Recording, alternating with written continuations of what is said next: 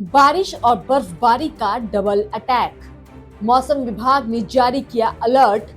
किसानों के लिए बड़ा संकेत। अभी भी देश में कई मौसमी सिस्टम बने हुए हैं। उत्तर पश्चिमी हवाएं अब बहने लगी हैं। तापमान गिरना हमारी रबी की फसलों के लिए एक बड़ी अच्छी बात कही जा सकती है। उत्तर भारत में अब मौसम बदल चुका है।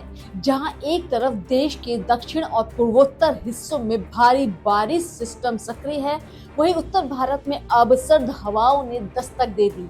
आसमान साफ है, तापमान गिरने लगा है और ठंड का एहसास शुरू हो चुका है। इसी के बीच अक्टूबर में मौसम क्या कहर ढा सकता है, बता रहे हैं मौसम एक्सपर्ट SN पांडे।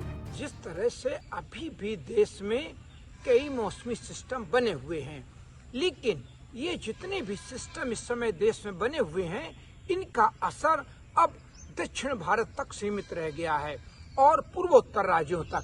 लेकिन उत्तर भारत में अब मौसम बिल्कुल शुष्क हो चुका है और पहाड़ों से लेकर उत्तर भारत का, चाहे राजस्थान हो, दिल्ली हो, हरियाणा हो, पश्चिमी उत्तर प्रदेश हो और उत्तर प्रदेश, ये सारे और बिहार तक,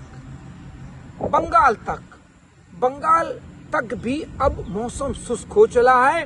उत्तर पश्चिमी हवाएं अब बहने लगी हैं। जब ये उत्तर पश्चिमी हवाएं बहने लगती हैं तो आसमान बिल्कुल साफ हो जाता है और थोड़ी सी हवाएं जो बिल्कुल उत्तरी होती हैं और वो हमारे NCR, राजस्थान, इसके साथ हरियाणा, पंजाब पर असर डालती हैं, तो यहाँ तापमान गिरते हैं, ठंडक होती है।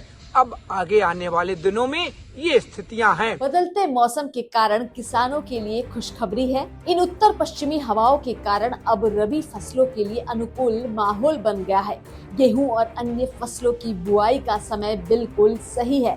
वहीं दक्षिण भारत के तमिलनाडु, केरल और पूर्वोत्तर राज्यों में अगले 24 घंटे तक भारी बारिश की संभावना बनी हुई है। और ये तापमान गिरना हमारी रबी की फसलों के लिए एक बड़ी अच्छी बात कही जा सकती है, क्योंकि जो भी रबी की फसल की बुआई है, उस बुआई के लिए हमें तापमान थोड़ा कम चाहिए होते हैं।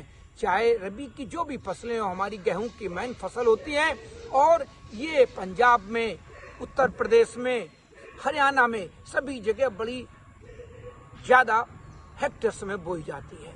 तो अब उत्तर भारत में मौसम शुष्क रहेगा, तापमान भी गिरेंगे, रातें सुहावनी हो जाएंगी, सुबह भी थोड़ी सिहरन हो सकती है और दिन थोड़े अभी गर्म भी रह सकते हैं। लेकिन जब इन उत्तर पश्चिमी हवाओं की जो हवाएं पहाड़ों से होकर आएंगी, बर्फ को छूकर आएंगी, वो निश्चित रूप से पूरे उत्तर भारत में सर्दी ला सकती हैं। लेकिन जब इनकी कंटिन्यूटी लगातार बनी रहती है, अगर इनकी कंटिन्यूटी बीच में प्रभावित होती है, कोई सिस्टम बनता है और इसी के साथ राजस्थान में एक एंटी साइक्लोन बन जाता है, जब ये एंटी साइक्लोन भी बन रहा है, अगले कुछ समय में वो भी बन जाएगा, तो ये स्थितियां हमारी सर्दी वाली हो जाती हैं कि अब उत्तर भारत में सर्दी आ गई है। इसी के साथ WDB आएंगे और एक नया WDB आएगा, उसका असर भी पहाड़ों पर रहेगा, छुटपुट रूप से बर्फबारी भी होगी। अगले 24 घंटे के लिए जो हमारा तमिलनाडु है, त्रिपुरा है और एक दक्षिण पश्चिम मानसून के बाद एक नॉर्थ ईस्ट मानसून भी आता है, जिसका असर हमारे केरला पर, तमिलनाडु पर, इन सब जगह पड़ता है। तो वहां पर भी अब नॉर्थ ईस्ट मानसून की हवाएं अपनी लय बनाने लगी हैं। तो जब दक्षिण भारत इस समय प्रभावित रहेगा, थोड़े पूर्वोत्तर के राज्य प्रभावित रहेंगे, केरल, तमिलनाडु का तक भी कुछ असर है, जहां पे भारी बारिश हो सकती है। उत्तर पश्चिमी महाराष्ट्र में हो सकती है, गुजरात में भी बिल्कुल सूखा ऐसा हो जाएगा, वहां भी शुष्क हो जाएगा।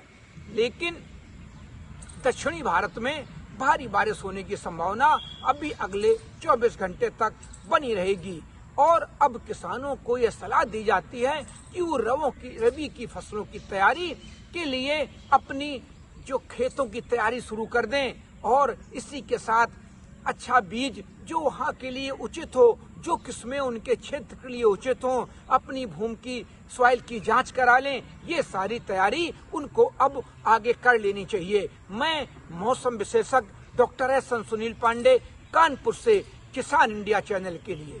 मुझे बरसात की झीनी झीनी फुहारें मिले ना मिले, हमें पावस की उमस चाहिए। जी हां, मैं किसान हूं, क्रांति बीज बोना चाहता हूं। मुझसे अभी सावन भादों, क्वार कार्तिक या फागुन की बातें मत करो। मैं आषाढ़ की पहली बारिश में भीगकर ठहरी हवा में उमस से आकुल व्याकुल होना चाहता हूं।